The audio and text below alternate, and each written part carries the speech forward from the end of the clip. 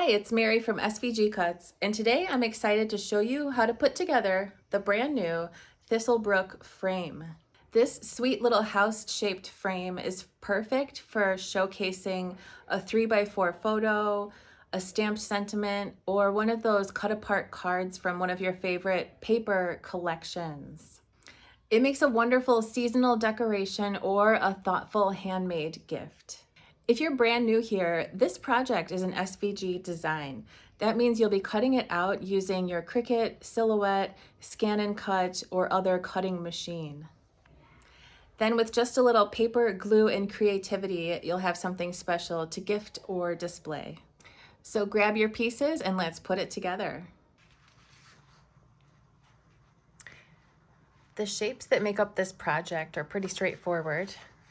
There's just these two main shapes here and the little chimney, which is the same color paper, and then these panels. So I'm going to go ahead and put these on where they go while these pieces are still flat. Just to make our lives easier, we might as well do it that way first. You could go ahead and put the panels on where they go, and it's pretty easy to see where they do go. But first, I'm going to grab my trusty ink pad that I like to use pretty much non-stop and use that for this. So this is my favorite go-to ink pad. I just think the color assortment is really versatile and useful. I especially use the darkish brown quite a bit. And when I have a shape like this that just has a pattern on it, it looks nice just the way it is, but I think it really adds a nice touch to just do a little inking on the edge. And my ink pad's starting to get a little worn out, but it's still giving me a nice effect. So that's all you're gonna do if you wanna do this. You can be careful and precise if you want, or you can kind of randomly smudge it here and there if you want to. So I will go ahead and do that. Usually dark brown or medium dark brown is gonna look good almost no matter what. But in this case, I could also use this. I mean, you could use anything, but since this color is in the paper itself, it's part of the color palette, that could be another nice effect also. Especially if your solid paper was like a mustard yellow and then you inked these with a mustard yellow, that would be a pretty cool effect for your project.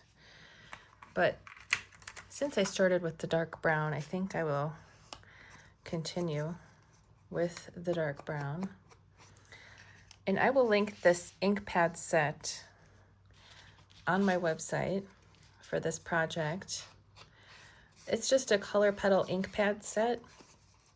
There's a couple different collections of colors, and you really can't go wrong with any of them. But I just find this particular combination of colors, I think, is the most useful that they offer. But you know, it's neutral and it's got the red and the green. Could be handy at Christmas time. The light green. It is kind of random that you get two greens, unless I mixed up my ink pads. It is kind of a lot of green, but this one is handy too if you're inking a really light colored shape and you just want a subtle effect. That could be nice. So this is just my inking technique that I use quite a bit. I learned this at a place called Archivers. That was a scrapbooking store that's no longer in business. It's a bummer. It was a really fun place to go. And I did a workshop there with my mom for Valentine's Day, like 16, 17 years ago, I would say. And we used a dark brown ink pad on the edges of our parts of our card before we put it together. And ever since I saw this technique, I have literally been using it on everything I make ever since. So I think it's safe to say that I like the inking effect. It just adds a subtle touch. Looks a little aged, and also like a vignette effect to kind of draw your eye in, I guess you could say. So let's go ahead and grab our element for here. So you could either do a sentiment or a photo. Your download includes this rectangle that goes in the middle. If you really want to use your cutting machine to cut it out, you can, but it's just a rectangle that's 3 inches wide and 4 inches high.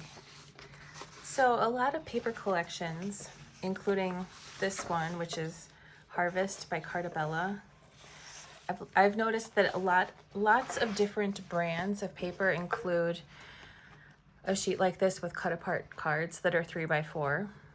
This one I've already used the top row from it. So I'm gonna just pick one of these, which would be cute in the middle. Really any of them would be. And I will use my paper trimmer to trim them apart.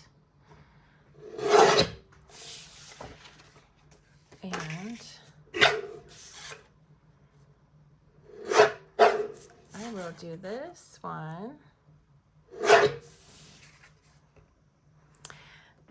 And alternatively, you can also do a photo. So I have this little picture of my daughter on her first Thanksgiving. She was only like 6 months old.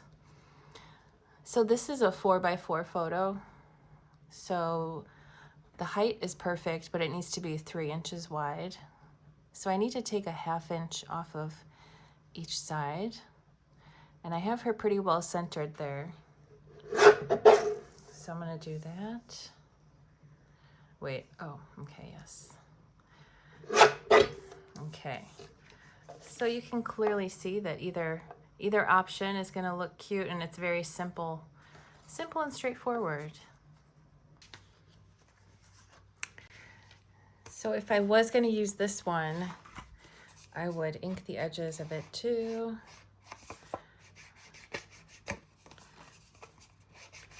And I think either way, this is a nice little decoration to just put with stuff around the house in a little cute display. This would totally be cute, and this totally would be too, and they'd both make great gifts. So it's gonna be hard to choose between those two, but obviously nothing beats a baby picture. So I think I will probably use this and go ahead and give it to her grandma, my mom. Okay, or her uncle. I might have to make a couple of these. So I will go ahead and glue these panels on.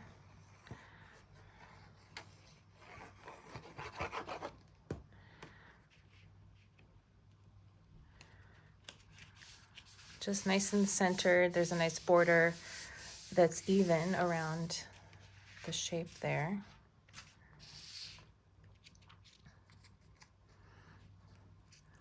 So you'll have to let me know in the comments if you're making one of these, what theme it has, because you certainly don't need to make it for fall. It could be really, truly any theme.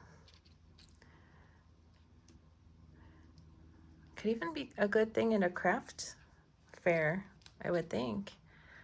Like pretty easy to whip up and charming for shoppers.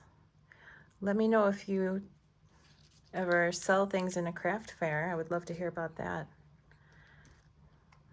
I know a couple of you do. Debbie Sheo has mentioned craft fairing it up.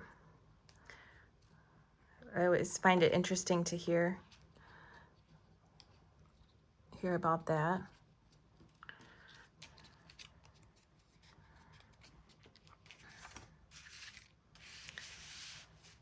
Okay.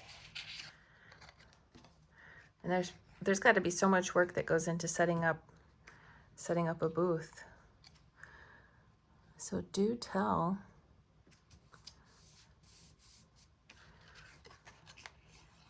Also Avril Pop-Up Paper Craft. I know you sell some stuff over in England. I don't know if it's, well, no, it's not just online. It might just be online now, but she mentioned selling some box cards in a shop.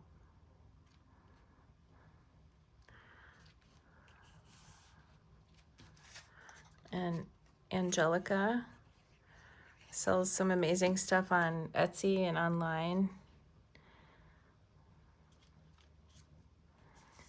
So tell us in the comments if you are among the crafting sellers, retail people.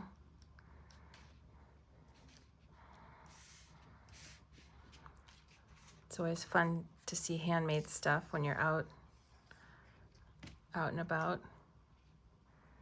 Oh, I still have my Girl Scouts bracelet. I just realized. I'm excited to gear up for some Girl Scout fun. As a grown-up, I had lots of Girl Scout fun as a kid. My mom was an amazing leader. We did the coolest stuff, and we really bonded, all of us Scouts. We definitely became better friends than I think we would have been if we were just classmates. So I'm excited for my daughter to experience that too.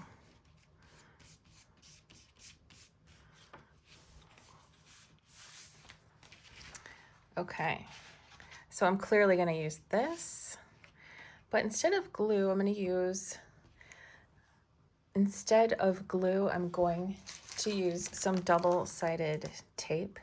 I have this from Scrapbook Supplies International Scrappy Tape.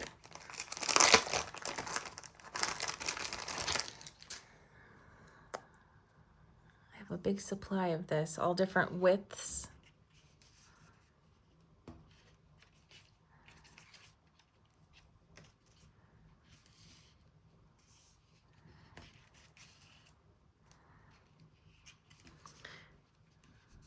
It always works really well. This is nice tape if you want to add a ribbon to something.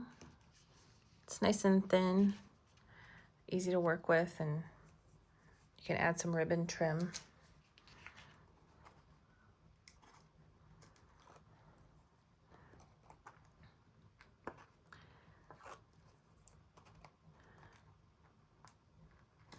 Tell me in the comments what your favorite adhesive is, if you don't mind. I would love to hear. I forgot to explain my favorite glue that I was just using is the Scotch Quick Dry Tacky Glue. People ask me about it a lot. I've just been using it forever. It used to come in a bottle with a red label, but it's just easy to find where craft supplies are sold. It works well. It dries pretty quickly. And it dries clear. So I did something a little different here. Normally there would be a tab here. I usually have all the seams together with a tab, but I skipped it here on these 4 areas, the corners, because then I was able to just make this a lot simpler, fewer pieces, more straightforward, and the finished, in the finished project, I don't think that it's an issue having those not be technically attached. So I went for simplicity over like super structural, like really sturdy. I mean, I think it's still sturdy enough too, so I don't think there was much of a trade-off there. So that's so cute. It's really starting to take shape. And This goes like this. And this is gonna pop right through this hole up here. Easy peasy. These will be valley folded. And if you have a bone folder, could be a good time to grab it, or some kind of straight edge, because having this creased really nicely is going to help it do what it needs to do. So let's put this together first, just like this.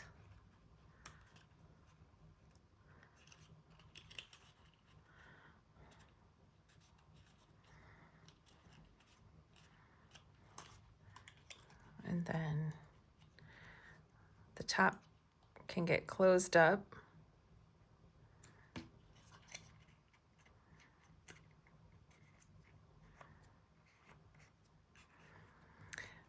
This project is debuting as a free download right now at the end of August 2025.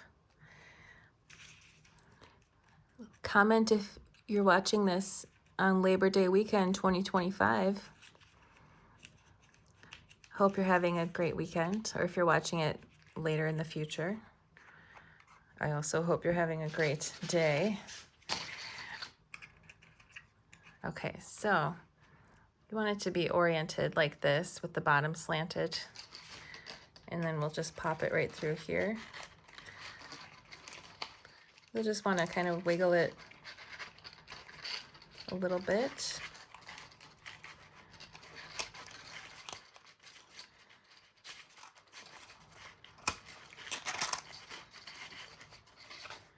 Just like that.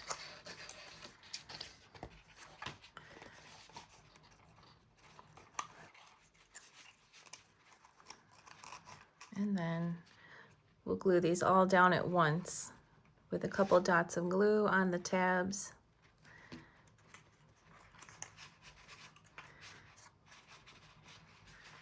I'll just lay that down and finish pressing it into place. This paper is so pretty. I'm glad I'm using this for something. Looks really nice. This has been one of my favorite fall paper collections of all time.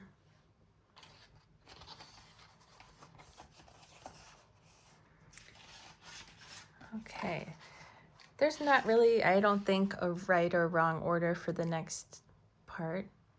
I feel like it's pretty obvious where everything goes. I'm gonna glue the side on, or the back onto the side rather.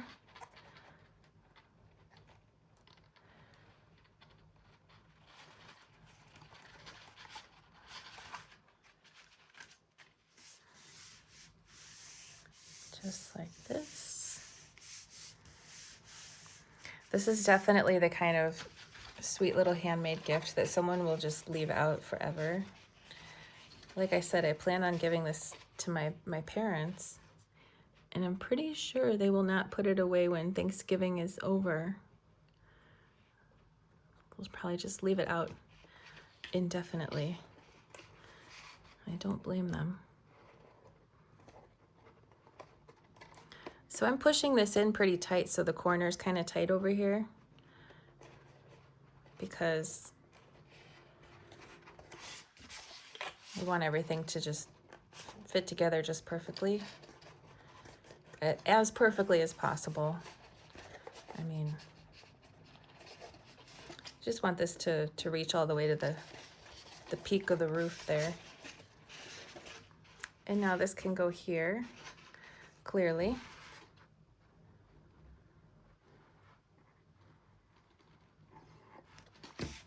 But again, even with this in the middle, that is such a nice little decor piece to just stick on a shelf or put next to some photos. And the fact that it only uses a couple pieces of paper, I think is really cool. If you just want to kind of make something quick. You feel like you're in the mood to make something. Use some pretty paper that you like a lot, or make someone a gift. I think it's fun. It's like low commitment. Or if you have a cutting machine but you haven't really done paper crafting with it yet, this is definitely a good starter project where you can see what it's like to upload the files to your software, what it's like to have your machine cut them out, and what it's like to glue it together. Hopefully you'll find, if you are new, I hope you find that it's easier than you thought it would be. Because I understand how that is when you have something that you haven't tried, that you're kind of interested in, but you're like, the fear of the unknown can be a little much. Kind of makes you think it's going to be harder than it is.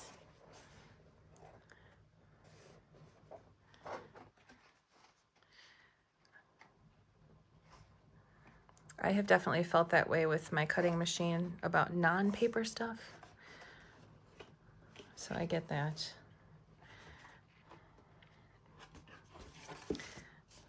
I have done a few vinyl projects just personally and for SVGCuts, but paper is where I'm really at. But since I hardly ever do vinyl, I'm always afraid I'm going to do something wrong and mess it up. So I get that, but let me know if you are new to paper crafting with a cutting machine. I would love to hear.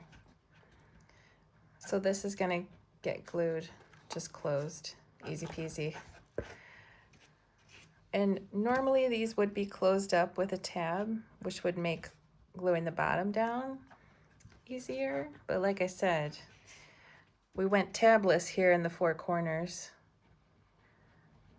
so I guess the trade-off is happening right now with this part, but we'll get through it.